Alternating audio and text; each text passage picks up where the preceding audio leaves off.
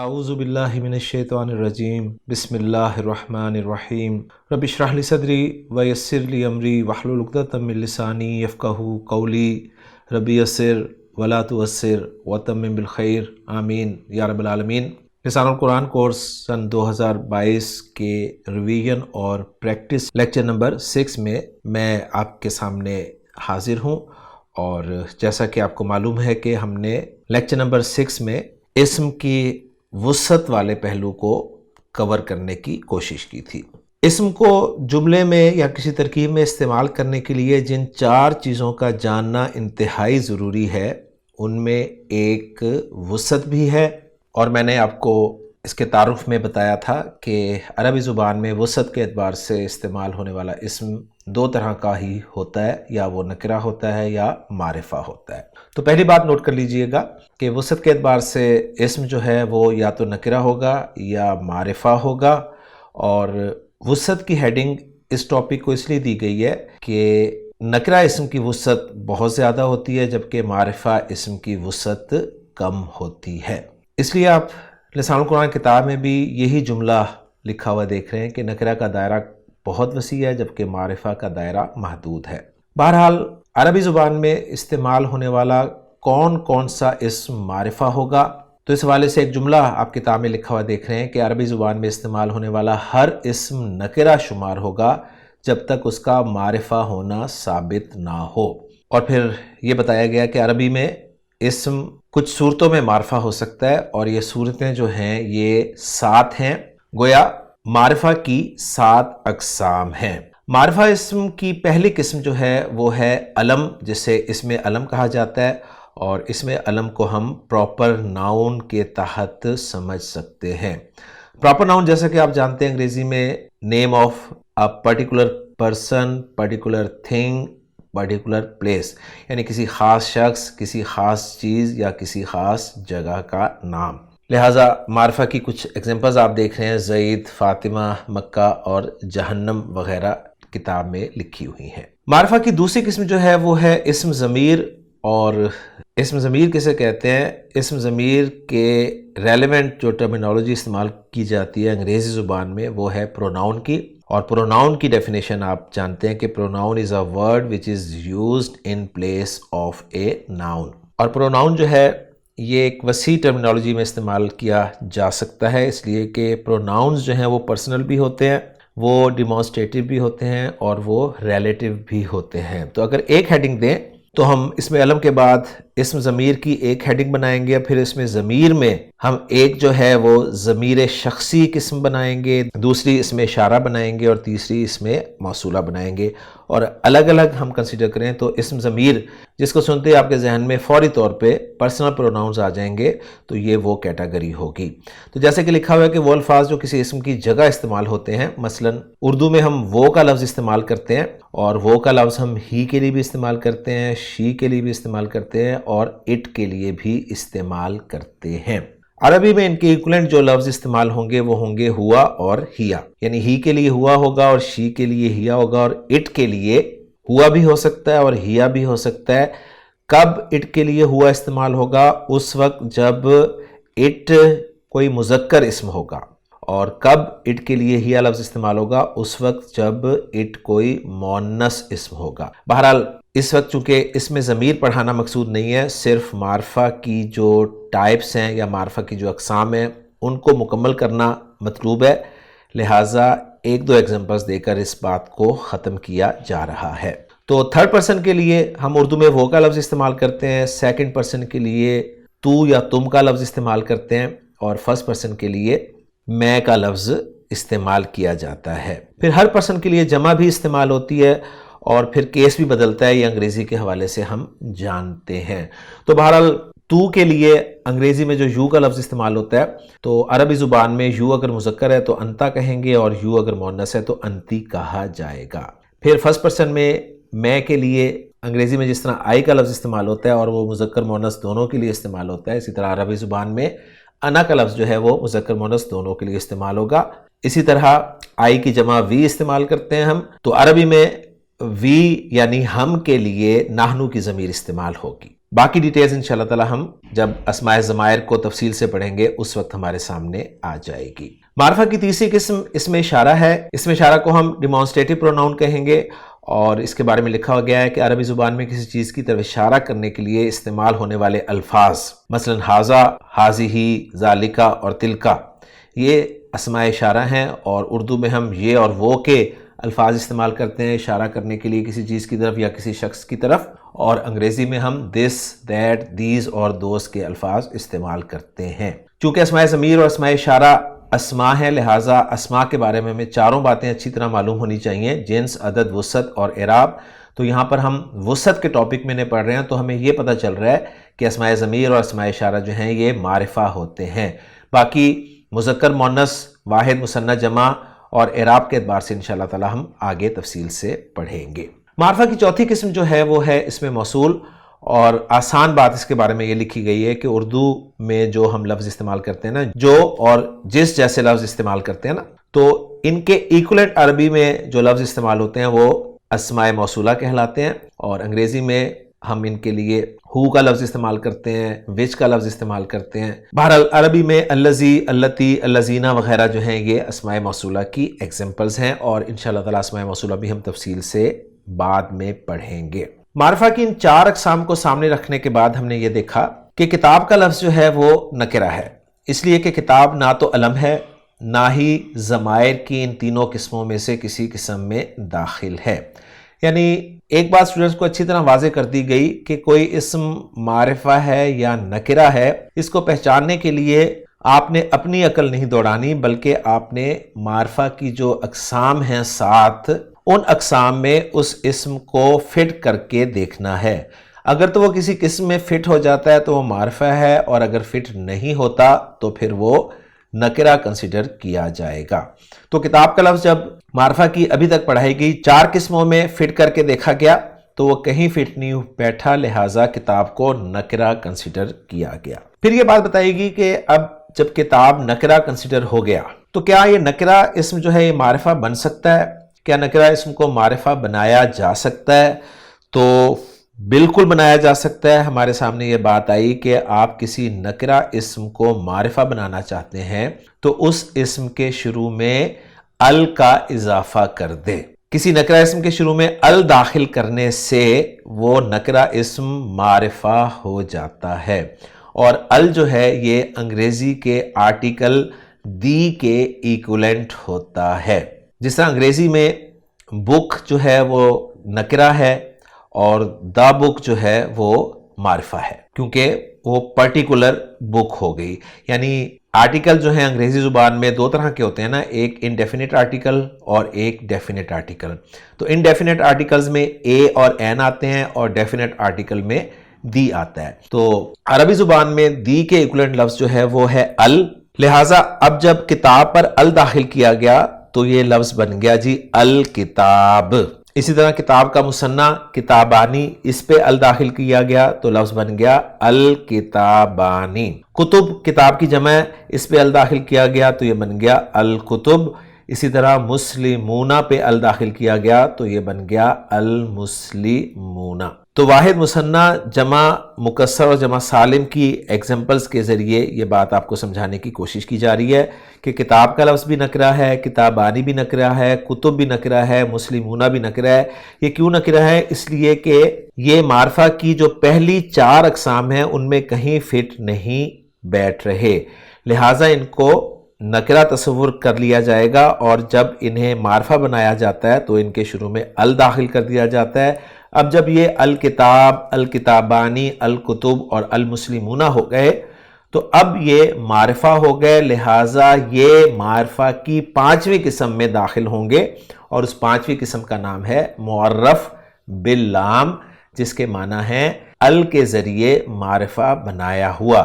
ویسے اس کے لفظی معنی ہے لام کے ذریعے معرفہ بنایا ہوا، لیکن آسانی کی خاطر ہم یہ کہہ دیتے ہیں کہ ال کے ذریعے معرفہ بنایا ہوا۔ اس کے بعد ہم نے دیکھا کہ ال جو کہ انگریزی کے آرٹیکل دی کے ایکولنٹ ہے، اس ال کے بارے میں کچھ باتیں بہت اہم ہیں جو نوٹ کرنی ضروری ہیں۔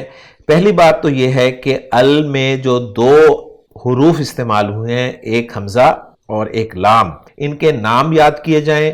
حمزہ جو ہے وہ حمزہ وصل کہلاتا ہے اور لام جو ہے وہ لام تعریف کہلاتا ہے۔ نام اس لیے یاد کروائے جا رہے ہیں کیونکہ عربی گرامر میں جب ہم آگے پہنچیں گے تو ہمارے سامنے اور بھی حمزہ آئیں گے، اسی طرح اور بھی لام آئیں گے، تو پھر ہمیں ہر حمزہ اور ہر لام کے درمیان فرق جو ہے وہ معلوم ہونا بہت ضروری ہے۔ تو ال جو ہے اس کے دو پارٹس حمزہ اور لام جو ہیں ان کے نام یاد کرنے بہت ضروری ہیں۔ حمزہ حمزۃ الوصل کہلاتا ہے اور لام جو ہے یہ لام تعریف کہلاتا ہے۔ حمزۃ الوصل کو حمزۃ الوصل اس لیے کہا جاتا ہے کہ اس حمزہ پر آپ زبر حرکت دیکھ رہے ہیں، اور یہ نوٹ کر لیجئے اچھی طرح کہ ال کا حمزہ جو ہے یہ زبر حرکت کے ساتھ ہی آتا ہے۔ جب حمزۃ الوصل والے کسی بھی لفظ کو، یہاں تو ال والا لفظ ہے نا، یعنی یہ رول پکا یاد کر لیا جائے کہ جب بھی حمزۃ الوصل والے کسی لفظ کو پیچھے سے ملا کر پڑھا جائے، یعنی حمزۃ الوصل والے لفظ سے پہلے کوئی لفظ ہے اور آپ ان دونوں الفاظ کو ملا کر پڑھنا چاہ رہے ہیں، تو حمزۃ الوصل جو ہے پیچھے سے ملا کر پڑھنے کی صورت میں الف لکھا رہ جاتا ہے، اس کی حرکت ختم ہو جاتی ہے۔ یہ اہم پوائنٹ ہے جو آپ کو اچھی طرح سمجھ میں آنا چاہیے، اور اس کے لیے بہترین اگزامپل جو ہے وہ سورۃ البقرہ کی دوسری آیت سے رکھی گئی کہ ذالکہ اس میں اشارہ ہے اور اس کے بعد ہے الکتاب، اور الکتاب میں ال جو ہے یہ کتاب کو معرفہ بنانے کے لیے لایا گیا ہے، اور ال کا حمزہ حمزۃ الوصل ہے، لہٰذا جب ہم اسے پیچھے سے ملا کر پڑھیں گے، یعنی ان دونوں الفاظ کو اکٹھا پڑھیں گے تو ہم پڑھیں گے ذالک الکتاب، گویا ذالکہ الکتاب نہیں پڑھا جائے گا۔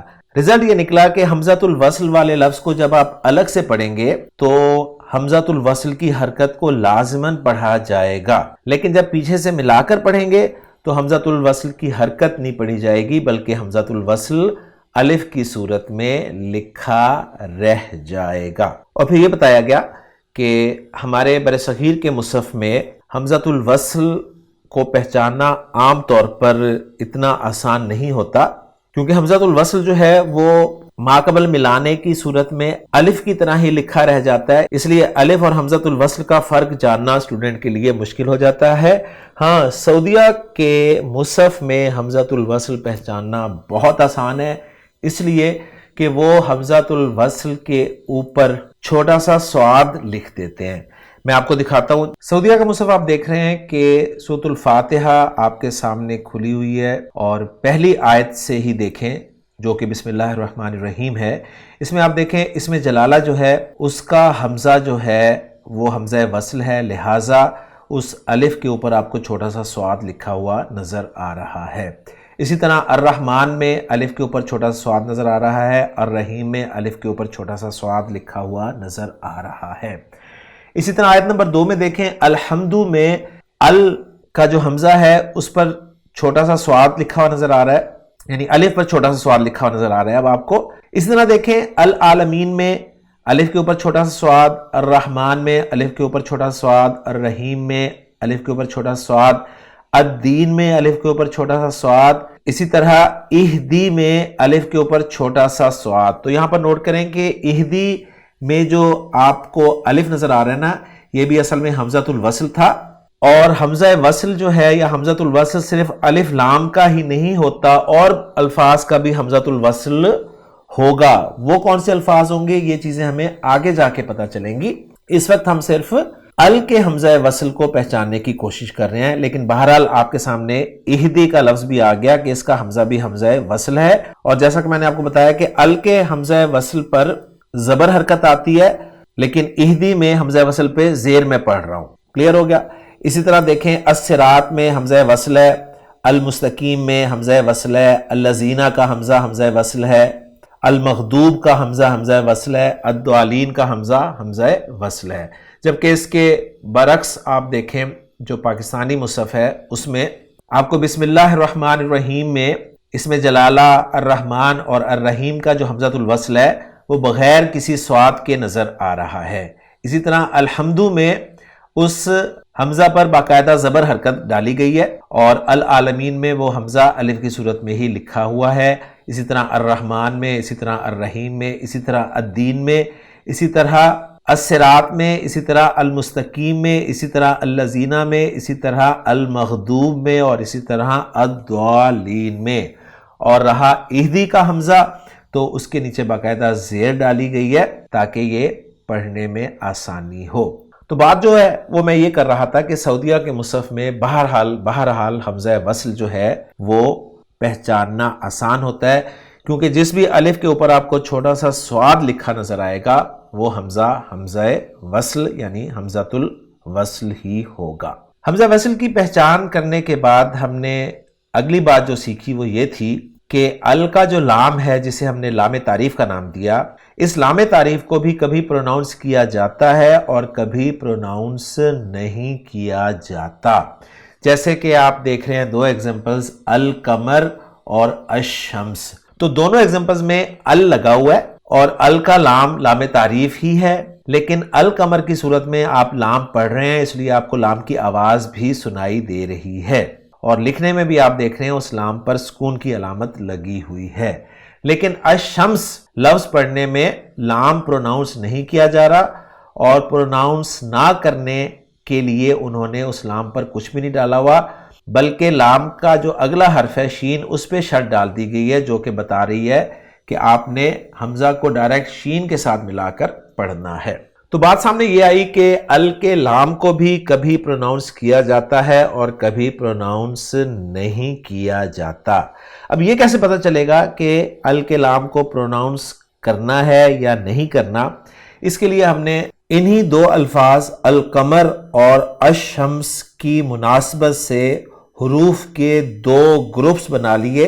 ایک گروپ کا نام قمری حروف رکھا گیا اور دوسرے گروپ کا نام شمسی حروف رکھا گیا، یعنی قمری حروف والے گروپ میں وہ حروف شامل ہوں گے جن سے جب بھی کوئی اسم شروع ہوگا اور اس اسم کے شروع میں ال داخل کیا جائے گا تو ال کا لام پڑھا جائے گا، جبکہ شمسی حروف والے گروپ میں ان حروف کو شامل کیا گیا کہ جن حروف سے جب بھی کوئی اسم شروع ہوگا اور اس اسم کے شروع میں ال داخل کیا جائے گا تو اس ال کا لام نہیں پڑھا جائے گا۔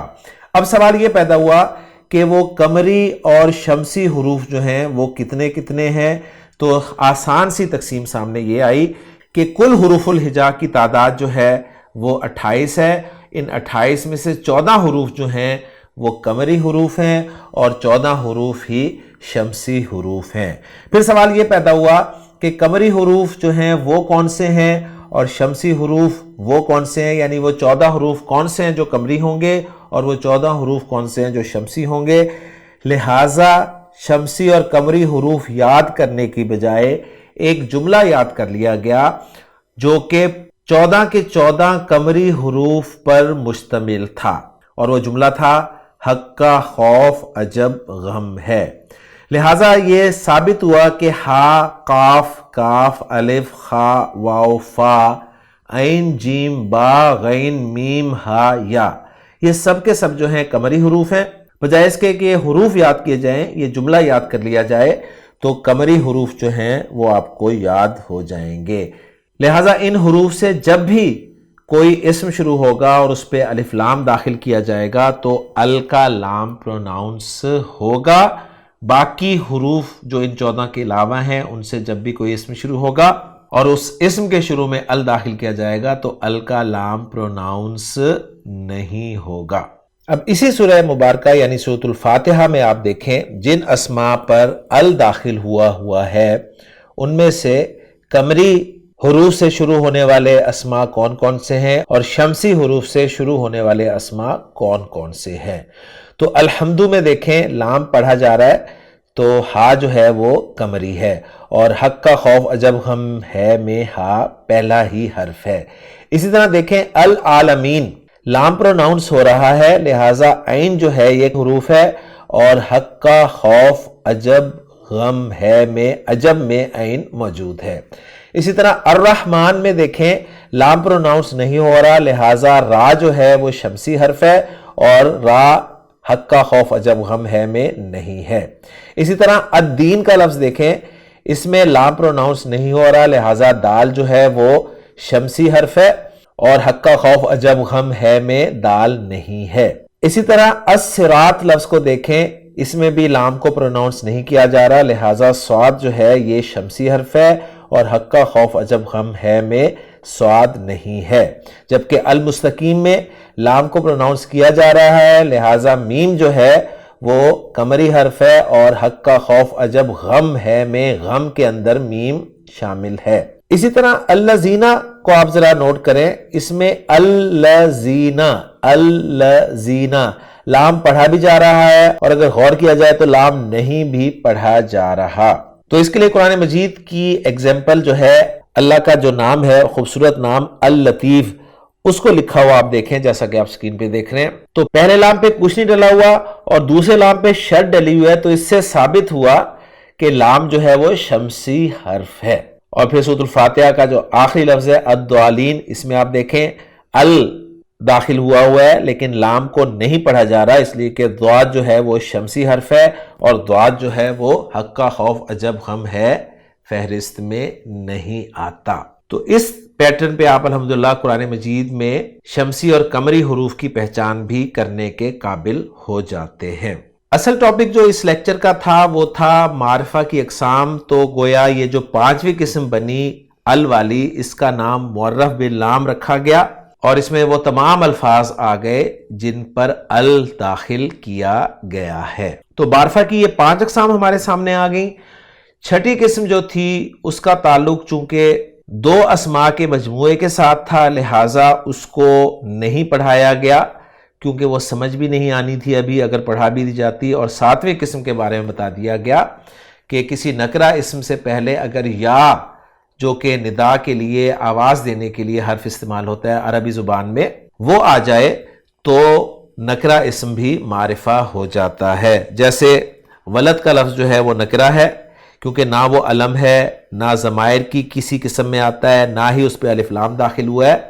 لیکن اگر ولد سے پہلے یا لگ جائے اور کوئی کہے یا ولد، تو اب ولد جو ہے وہ معرفہ ہو جائے گا۔ معرفہ کی یہ قسم جو کہ 7ویں قسم تھی، اس کو معرف بن ندا کہا گیا، یعنی ندا کے ذریعے، آواز دینے کے ذریعے یا آواز کے ذریعے معرفہ بنایا ہوا۔ تو معرفہ کی گویا 6 اقسام پڑھا دی گئیں۔ رزلٹ یہ آیا سامنے کہ 7 اقسام ہوتی ہیں معرفہ کی، لیکن ان میں سے 6 پڑھائی گئیں، کیونکہ 7ویں قسم جو ہے وہ ابھی اسٹوڈنٹس کو سمجھ میں نہیں آنی تھی، لہٰذا اس کو سکپ کر دیا گیا۔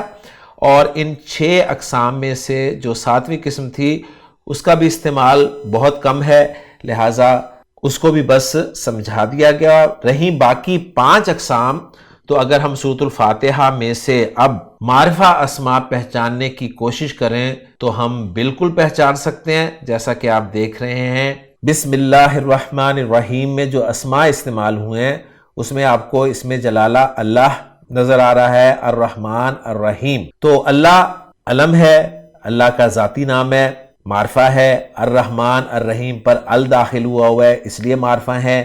الحمد معرفہ ہے، اس لیے کہ اس پہ ال داخل ہوا ہے۔ اسی طرح العالمین پہ ال داخل ہوا ہے تو یہ معرفہ ہے۔ اسی طرح الرحمن الرحیم، پھر الدین پر ال داخل ہوا ہے، یہ معرفہ ہے۔ الصراط پر ال داخل ہوا ہے، یہ معرفہ ہے۔ المستقیم پہ ال داخل ہوا ہے، یہ معرفہ ہے۔ اسی طرح الذین پہ ال داخل ہوا ہے، لہٰذا یہ بھی معرفہ ہے۔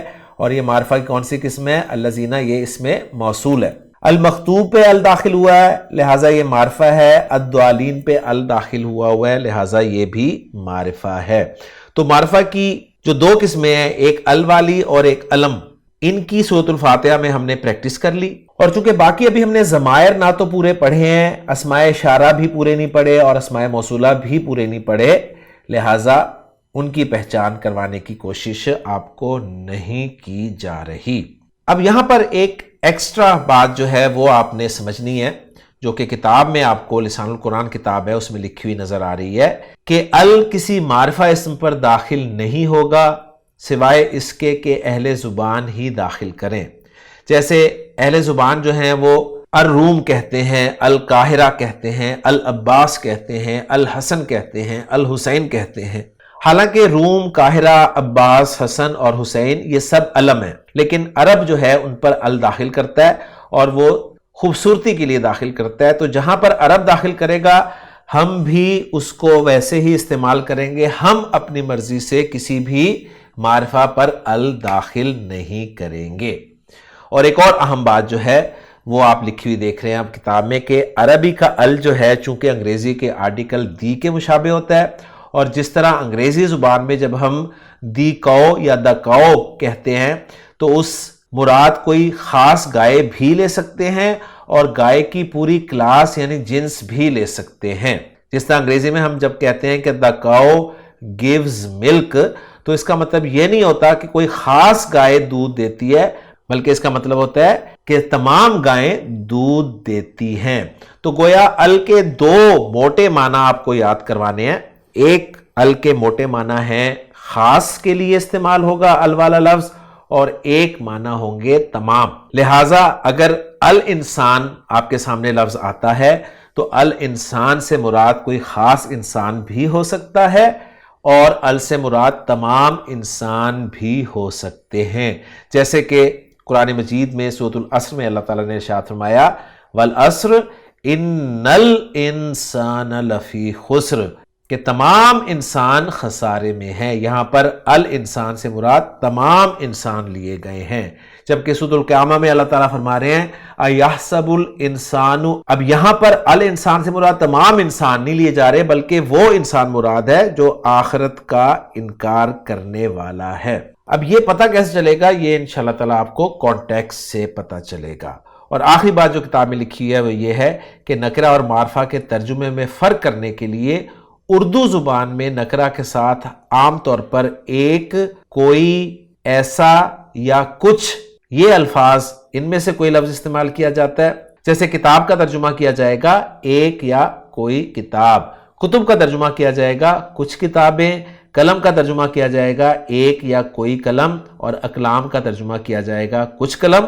جبکہ اس کے برعکس الکتاب کا لفظ ہوگا تو اس کا ترجمہ آپ صرف کتاب کریں گے، الکتب کا ترجمہ صرف کتابیں، القلم کا ترجمہ صرف قلم، اور الاقلام کا ترجمہ قلم، جو کہ جمع کے لیے اردو زبان میں بھی استعمال ہوتا ہے۔